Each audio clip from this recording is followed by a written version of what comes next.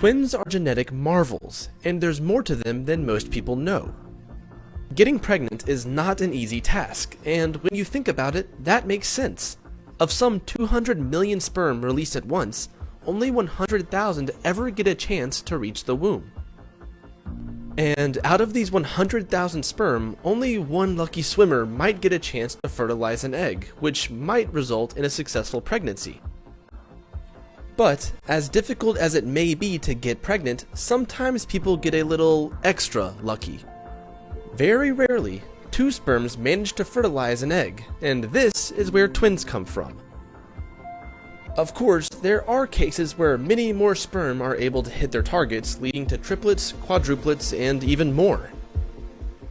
But for today's discussion, let's focus on twins, because believe me, there is plenty to talk about.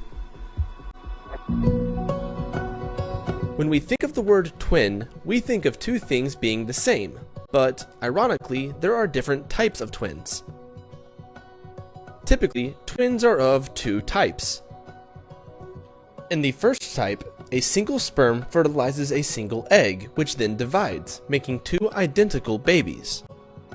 Identical twins are genetic doppelgangers, sharing the same sex, eye color, and hair color. They look so similar that the untrained eye would not be able to tell two identical twins apart. Another type of twins are known as dizygotic twins, which form when two separate sperms fertilize two separate eggs in the womb.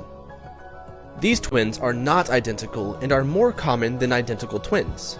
Really, they are just two regular siblings that happen to be born at the same time. Finally, there is another far less common type of twins.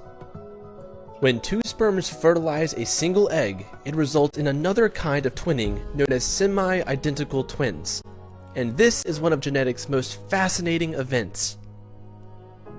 Semi-identical twins are half identical and half non-identical. They can be of different sexes and have different genetic makeups. Such twins have the same genes from their mother and different genes from their father. And what's more, semi-identical twins have 3 sets of chromosomes, rather than the standard 2 found in essentially all humans. They have 1 set from the mother and 2 sets of chromosomes from the father. Again, semi-identical twins are rare, and I mean very rare. There have only ever been 2 known cases of semi-identical twins. The first documented case of half-identical twins was in the United States in 2007.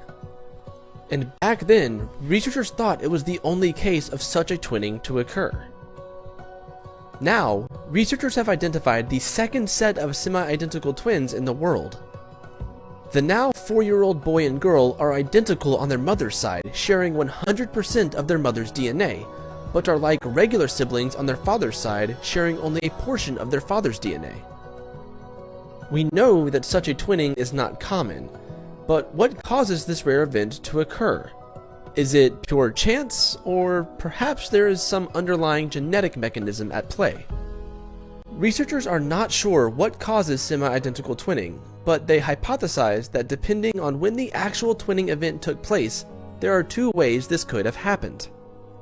In the first scenario, the egg might have divided in 2 without separating, and then each part was fertilized by 1 sperm.